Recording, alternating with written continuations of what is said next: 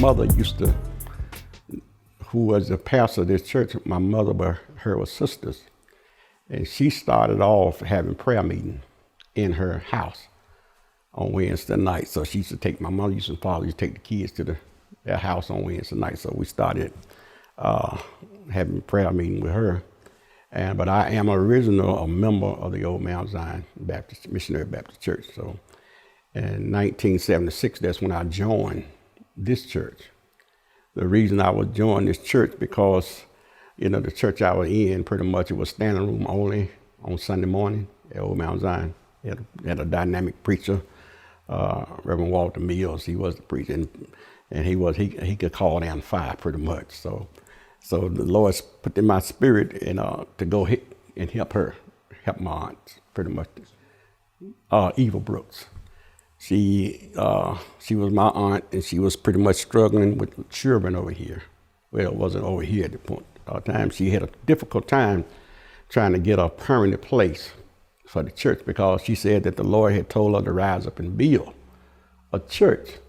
So we can go back to how the church got started. So, and the first land she bought for the church was on Old Durham Road and over there next to the cemetery.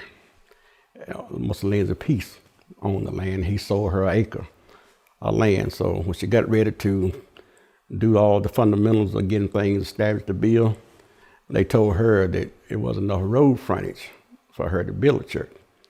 So Mr. Peace refused to sell her an additional land for the church. So she had acre of land, didn't know what to do with at that particular time. So my parents stepped in and they bought that acre of land over there where she couldn't do anything with as far as the building a church. So my family owned that acre of land for a long time.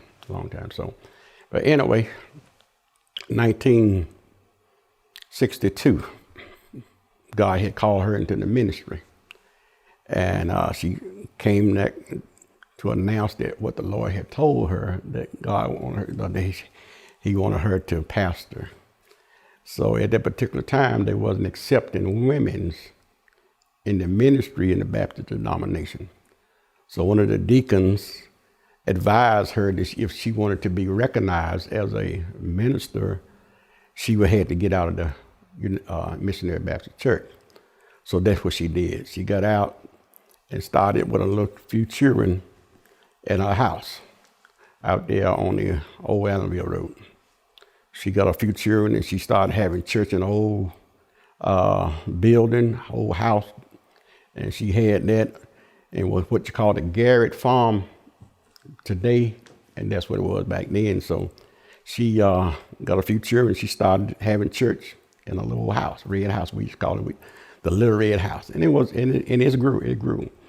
But it was, it was amazing how her zeal was so strong, because where the church was sitting at, and when it was raining, you had to push your cars in there because of the red mud. And the guys used to come there and, sing. They used to push the cars in there because they had the instruments, and they pushed the cars back out. But this day and time, you couldn't dare get nobody to do anything like that.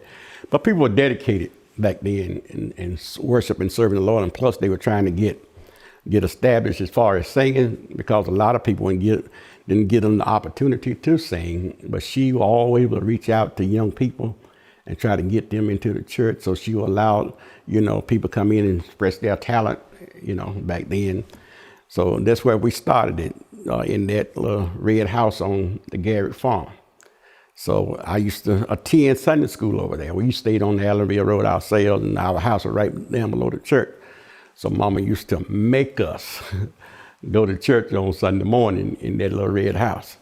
So we did, and I'm a teenager now. I'm a teenager. So, but anyway, we started going to church up there, and that's the point I got married, and she married us. Matter of fact, she married us, my wife and I, and so we started attending church with her.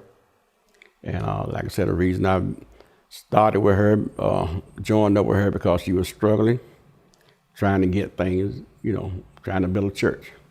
And at that time, too, they wouldn't accept the officials, the city officials and county officials wouldn't accept women as pastors. So she was the first woman to pastor the church here in Person County. But she never could have gotten it off the ground at that particular time, except there was a man had to be in the background. So I really started, helping her to establish this church. I went to see the contractors. We drew up the plans to get the church built. But as far as they paying attention to her, they really did not. So they were listening to me more so, and they were listening to her. So Mr. Jesse Anderson, he was the one who built this church here in 1979. So before then, we was in like I said, we was at the Red House. Then we went to join in with the Gospel Tabernacle on Hill Street. It was a church up there, United Holy Church. So we started having service with them on Sunday morning. And I had asked my pastor, I said, wouldn't it be good for us to just stay here and, worship with these people? And she said, no, God told me to build a church. So we worshiped with them for a while. Then after a while, she found a building, which was some of the community buildings that we had over there. Matter of fact, over here on Birch Avenue. We started having service over there in the community house over there. So we had service over there for a number of years. Then after a while, we was able to build here. And so I think we started off about an acre and a half of land to put this on. And so we marched from Birch Avenue one Sunday, and everybody marched over here on that Sunday for opening house for that day. So it really was amazing. But I want to go back and tell the struggle that she had in trying to get started. When I went to Shaw, we had to write a thesis. And my thesis was based on her. And my title of my thesis was Women in Ministry. And I talked about her story in the thesis. And so I told in my thesis, I told them all about the struggle that women have in general trying to be a part of the ministry in our society. And she, back then, it was a difficult task for her, and when she, like I said, when the contractors and the city officials weren't even paying attention to her as far as trying to get the church erected, they had to have a man in the background, but which I don't take no credit for it, I'm just helping her. But anyway, we got an acre and a half of land, and we built this church here in 1979.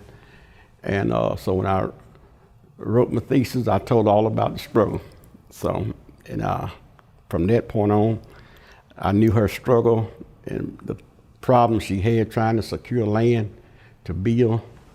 So, any piece of land that we have now, we jumped from 1.5 acres to about 30 acres of land. I did that simply in honor of her. We got a cemetery, and I named the cemetery after her, Brooks Memorial Garden.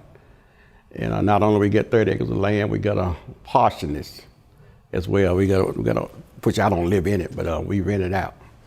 And I did all that in her honor because of the struggle that she had back then. And I knew if she could, in heaven, see what the work that was going on in her honor, I knew she'd probably be rejoicing. Even to today, I didn't accept none of the credit for anything, but I just knew how hard it was for her. And she did not back down or give up on anything. She did what the Lord told her to do, to build him a house. And when she first started, she wasn't raising an offering. The offering was only probably $2 back in the 60s. How can you build a church with $2 offering? And that was coming pretty much from the children. Maybe $1 for Sunday school. But she persevered, and God breathed on the money that she had. We was able to put a down payment on this building here from 1962 to 1979. She saved everything that she had because God had told her to build him a house. So in 1979, she was able to build him a house. So we went from that point on, and she passed away in 1991, in which I became the pastor over here. And like I said, and we still talks about her today, even if she was alive, how strong her spirit was back then and it is now. You know, ain't nobody ever forgotten that was here during her struggle. We always still talk about her. We always still talk about her. But in a way that, you know, she was a powerful lady. You know, people used to come to her house, some of the men's. She was so talented as far as being a Bible scholar and knowing the Word of God through interpretation.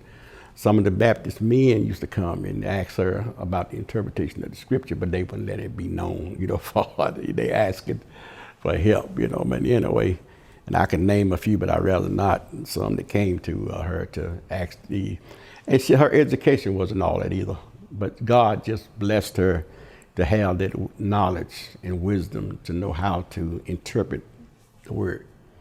And as far as me being here, I was just in the background. I never thought I would be the pastor. I'm just helping her because the Lord sent me over here to help. And that's what I did. I just helped her. And but evidently, you know, God saw something else for me to be doing here. So when she passed away, and I had watched her and seen all what she, you know, was doing to, you know, leading God to church. So I just picked it up.